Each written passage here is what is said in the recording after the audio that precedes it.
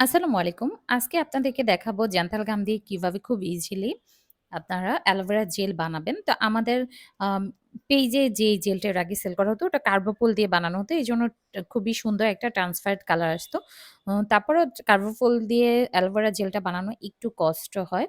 কিন্তু জ্যান্থাল গাম দিয়ে খুব ইজিতে আপনারা বাসায় অ্যালোভেরা জেল বানাতে পারবেন।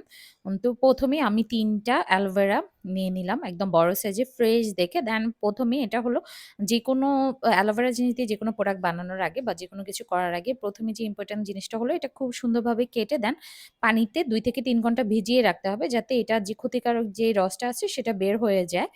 তো এইটা আমি সবগুলো অ্যালোভেরা সুন্দর করে স্লাইস করে কেটে দেন এতে ২ থেকে ৩ ঘন্টা একদম পরিষ্কার পানিতে ভিজিয়ে রাখবো। দেন এটাকে আমরা একটা চামচের সাহায্যে ভিতর থেকে জেলটা বের করে নিব ২ থেকে ৩ ঘন্টা পর। এই যে দেখেন আমি অ্যালোভেরাটা ছেঁকে নিয়ে দেন এটা থেকে প্রসেস করে ভিতরে শুধু জেলটা আমরা নিব, যেটা দিয়ে আমাদের অ্যালোভেরা জেলটা বানাবো। তো সুন্দর এরকম স্লাইস করে উপরের অংশটা উঠিয়ে দেন একটা চামচের সাহায্যে অনেক সুন্দর করে কিন্তু জেলটা বের করা যায়। খুব বেশি কষ্ট হয় না। একে, একে সবগুলো জেল বের করে দেন আমরা এটা দিয়ে অ্যালোভেরা জেল বানাবো।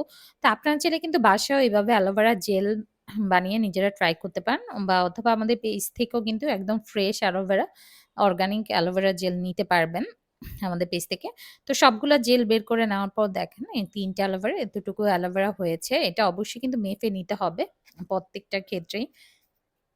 যতটুকু বানাবেন অবশ্যই মেপে নিবেন। তারপর অ্যালোভেরা গুলো ব্লেন্ড করে নিয়ে দেন এটার সাথে যতটুকু অ্যালোভেরা নিবেন ঠিক ওইটুকুই পানি মিশাবেন। আমি এটার সাথে বৃষ্টি পানিটা ইউজ করেছি। যেকোনো প্রোডাক্ট বানাতে গেলে অর্গানিক প্রোডাক্ট বানাতে গেলে বৃষ্টি পানিটা ইউজ করা অনেক বেশি ভালো। কারণ এতে প্রোডাক্ট অনেকদিন ভালো থাকে। তো এটা দিয়ে অনেকক্ষণ এই পানিটা বয়েল করে উপরের যে লাম্পসটা ছিল আমি ওটা সরিয়ে নিয়েছি। যাতে পানিটা যখন একটু ট্রান্সপারেন্ট কালার হয়ে যায় দেন এটা আমরা ঠান্ডা করার জন্য রেখে দিব।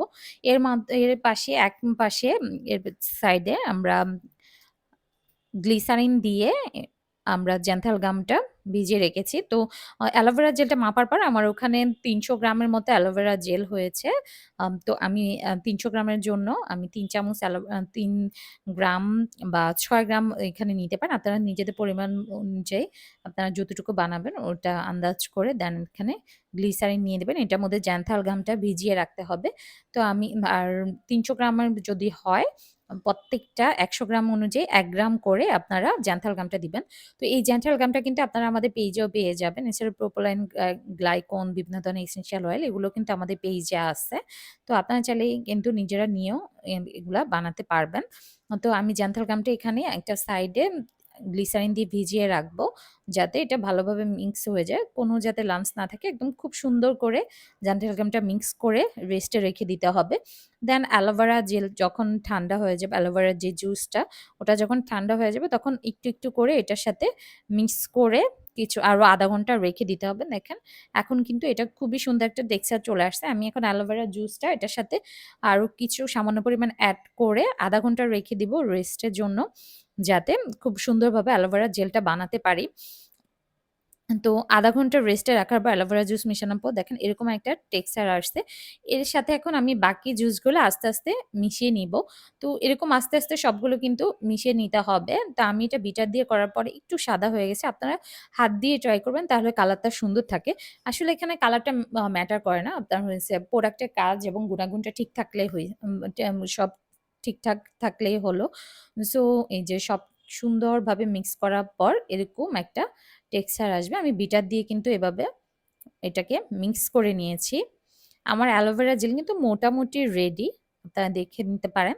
খুবই সুন্দর একটা কালার আসছে। তো আপনারা চাইলে কিন্তু এভাবে অ্যালোভেরা জেল বানিয়ে নিতে পারেন। আমি এটা মেপে একটা কন্টেনারে ঢুকিয়ে নিলাম। তো এটার সাথে কিন্তু আমরা এসেনশিয়াল অয়েল, প্রিজারভেটিভ আরো কিছু আইটেম এড করেছি। আপনারা ফেনাক্স ইথানল এবং এটার সাথে টি অয়েল এবং ল্যাভেন্ডার অয়েলটাও দিতে পারেন। আমি এই ৩ টে মিক্স করেছি।